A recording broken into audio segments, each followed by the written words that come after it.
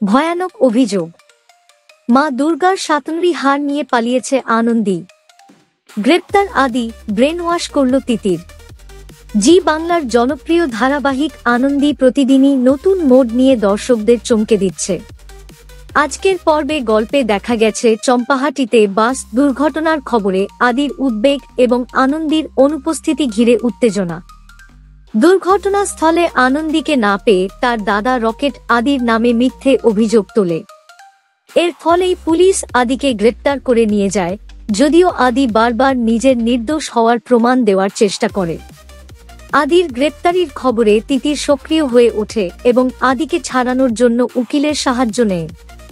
অন্যদিকে আনন্দীর অনুপস্থিতিতে তার বিরুদ্ধে বাড়ির সবার সন্দেহ ক্রমশ বাড়তে থাকে। নন্দিনী এবং চৈতি অভিযোগ করে আনন্দী বাড়ি থেকে পালানোর আগে মূল্যবান কিছু নিয়ে গেছে।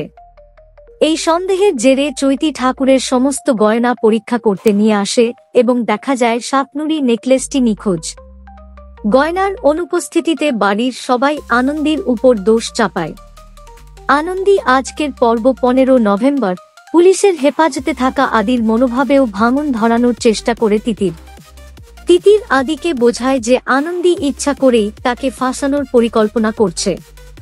তার দাবি, আনন্দী শুধু দোষ চাপানোর জন্য নয়, বরং সাতনুরি নেকলেস চুরি করেই বাড়ি থেকে পালিয়েছে। তিতিরের কথাগুলি আদির মনে সন্দেহ জাগায়। একই সঙ্গে আদির মুক্তি পাওয়ার পরও আনন্দীকে নিয়ে তার মনে নানা প্রশ্ন ঘুরপাক খেতে থাকে। এর মধ্যেই আনন্দীর বাড়িতে ফিরে আসার সম্ভাবনা নিয়ে আলোচনা শুরু হয়। তবে গল্পের এই অংশে দর্শকদের মনে একটাই প্রশ্ন, আনন্দী কি সত্যি অপরাধী নাকি তাকে মিথ্যে ফাঁসানো হচ্ছে? সাতনুরি নেকলেস কোথায় গেল সেটাও রহস্যের কেন্দ্রে রয়েছে। ধারাবাহিকের পরবর্তী পর্বে এই প্রশ্নের উত্তর মিলবে কিনা তা নিয়ে দর্শকদের উত্তেজনা তুঙ্গে। আনন্দীর বিরুদ্ধে বাড়ির সদস্যদের সন্দেহ এবং আদির মনের দ্বন্দ্ব ধারাবাহিকের মূল আকর্ষণ হয়ে উঠেছে।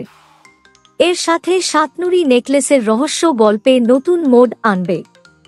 দর্শকদের এখন আগ্রহের কেন্দ্রবিন্দু আনন্দীর ভবিষ্যৎ কিভাবে বদলে যাবে এবং তার চরিত্রের প্রকৃত সত্য সামনে আসবে কিনা।